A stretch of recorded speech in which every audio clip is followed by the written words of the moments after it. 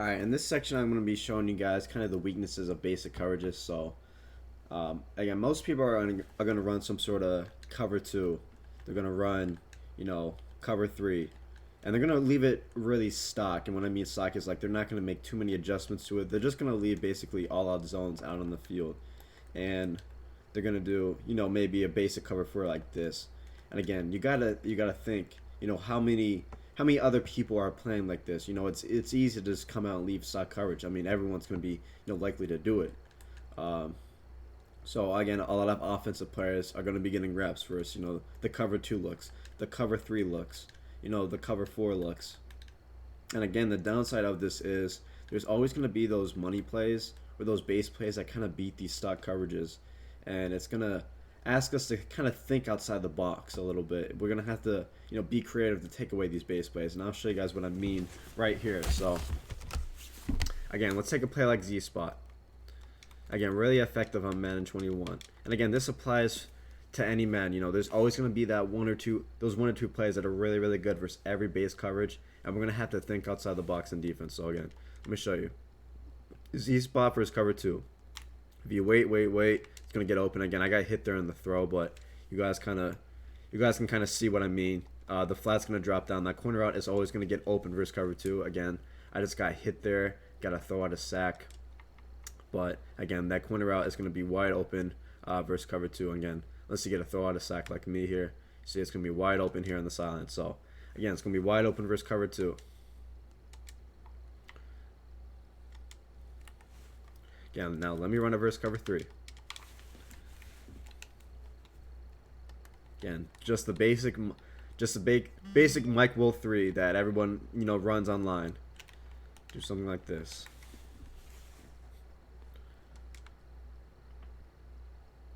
Now, as you can see, the outside third is not going to guard it. Again, I got shedded here, but I'll do that one more time, just since the sheds went crazy on me. But as you guys are gonna kind of see here is that it doesn't really matter what base coverage you run. Sometimes you're gonna see that it's not enough. We're gonna have to think outside the box. And again, we're gonna get to examples as well, where I'll show you guys pro gameplay where the players are playing really basic and being really predictable in defense, and they're just getting lasered. Again, it's when you're playing these higher level competition, and they're familiar with the meta. And again, it's plays become meta for a reason. It's because they're going to be really effective versus these stock type of coverages. And again, even at the highest level, guys, there's not many great defensive players in the world.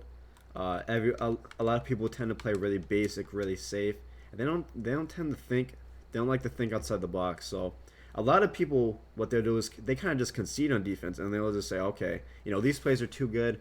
I'm gonna just give up the underneath all game, and hope they don't throw it. But again, as you guys are gonna see though, when you get to these higher levels, players are gonna be willing to take their underneath passes. They're gonna take what's open. So again, just leaving everything open underneath every time is not gonna be a sustainable solution. So again, as I just showed you guys, this be cover 2, cover 3, cover 4, and if we run match, there's a really easy setup to beat match in here too. Now I'll run match now. So again, and I think this is where practice mode really comes in handy. This is where you can kind of get creative and explore what your possibilities are. Explore what the adjustments do and how you can kind of combine certain elements of different coverages into one. And again, we'll get to that more later. But again, let me show you guys first match now. So again, I did this for basically every stock coverage in the game. Oh, you actually matched there. See, that usually does not. Let me do that one more time. So usually when I motion, oh, I know why. Okay, so you gotta let the out route set. So when you let this out route set, watch what happens here. And the reason why people do this in bunch, they let this out route set, is that outside quarter is gonna man up. See, last time, since I didn't let it set, he didn't man up to the out route. So again, these matching zones, they usually man up to the receiver closest to them. Again, this outside quarter is going to match to the guy closest to him. And for whatever reason, the quarter flat will also match to this out route as well. Again, my theory is that it's because the out route is, I guess, the closest guy to him. Or, again, the quarter flat is kind of like a purple where it's going to go to the route on the sideline first. The first route that crosses its face. So I guess that's kind of my theory. But again, match can be pretty unpredictable sometimes, and there's some things that, you know, can't be explained, but it's just kind of how the game works. So again, as I just showed you guys, it's really easy just out of this one play to beat basically every base coverage in the game. So this is when we say, okay, we gotta start implementing some more advanced coverage strategies. Again, this is where we're going to introduce the concept hybrid coverages. Again, what a hybrid coverage is running a mix of man and zone in the same play. So again, there's a lot of great benefits to man, and there's a lot of great benefits to zone. The problem, as you guys are seeing, when I run these, you know, stock zone coverages, is that, you know, there's always going to be holes in the zone to throw to. So that's why we utilize hybrid, and we're going to start manning up the people that attack the holes in our zone coverage. So let me give an example. So again, say you're really getting killed by this corner route, and, you know, they keep killing you with this tight end flat, tight end drag. So, but again, main focus here is more of the corner route. So again, we got to know the weaknesses of our base coverage as well. So again, if we know that there's a route that's going to be really good versus our stock cover 3, which the Z-spot corner is, we know that versus coverage in cover 2, the deep silence are really weak.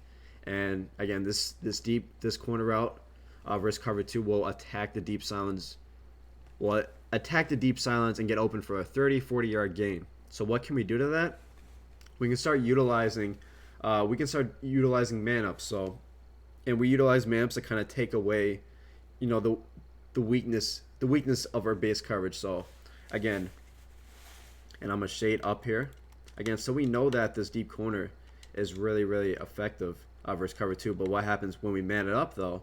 Again, it's going to be a much more difficult throw. So now what we're essentially doing is double teaming or bracketing, you know, the best routes versus our base coverage. So again, it's going to make for a much tougher throw. So, or okay, and let me give one more example.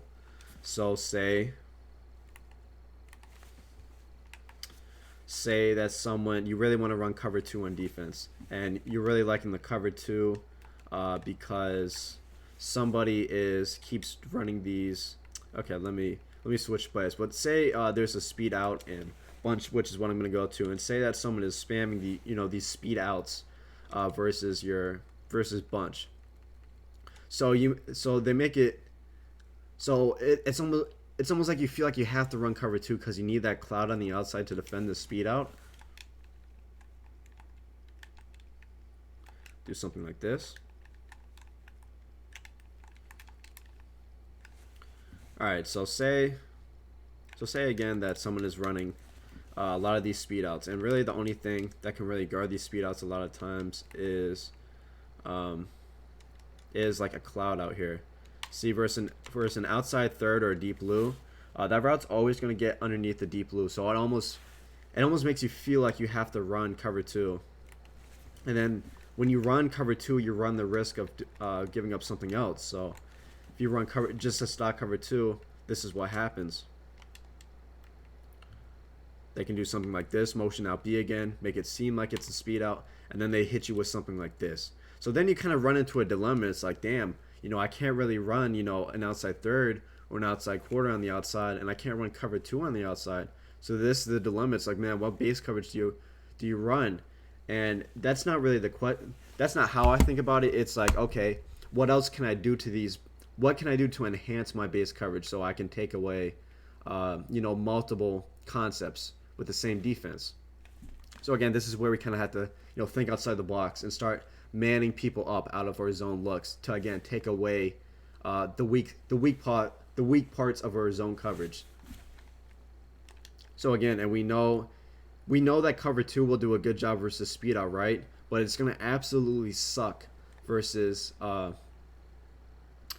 versus when someone motions out B on be on that little fade. Again, we're going to get absolutely killed on that. So what can we do?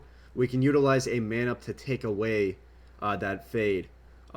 So we still enjoy the benefits of cover 2 to protect us on the silence against his speed out. But when we go above and beyond and we do this man up adjustment, again, it's going to take away also the weaknesses of the cover 2 zone, which is that deep silent, because again, we're going to be manning up the threat to our base cover 2. Again, now I'm going to run something like this. Again, we're going to go, it's cover 2. Again, this outside fade is the weakness versus cover 2. So again, what we can do is man it up. And now it's like a highly contested throw. So again, especially if we shade up there, it's just like, man, it's a really, really scary throw. Whereas before, it's wide. It's going to be a wide open play there for the defense. So again, let me shade up. Again, this is just an example. Again, there's always going to be many cases like this where you run into this type of dilemma where it's like, man, this guy can beat all my base coverages. So again, this is where we got to start thinking outside the box, start utilizing hybrid coverage. Again, hybrid coverage is the mix of that man and zone. And then now, again, we're still in cover 2, and we're taking away that deep fade, which again kills us first, which again kills base cover 2, and now we're gonna be able to stop the speed out as well. So remember how we felt like before we couldn't run cover 2 because of the fade, but now that we got that manned up, and now we can still stop this damn speed out as well, because again, we feel like that speed out is getting underneath our deep blue, so we feel like we have to put a cloud on that side. And again, we can still do that. So again, when we man up, all by manning up that B receiver, now we can stick to our cover 2. Again, we're just doing that little extra subtle adjustment to take away a couple of concepts at the same time.